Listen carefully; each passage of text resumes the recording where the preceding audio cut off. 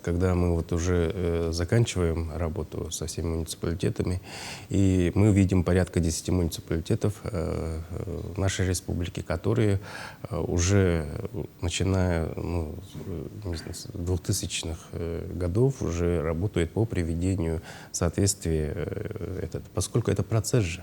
Это процесс, непрерывный процесс, и этим процессом необходимо управлять для того, чтобы эффективность была от той деятельности, которую ты осуществляешь.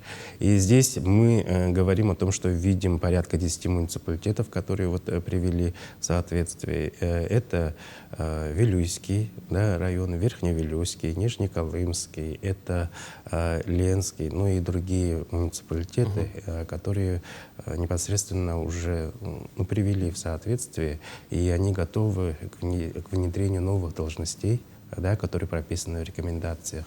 И здесь мы говорим о том, что вообще в целом, да, есть муниципалитеты, которые эту работу вообще не проводили. Да.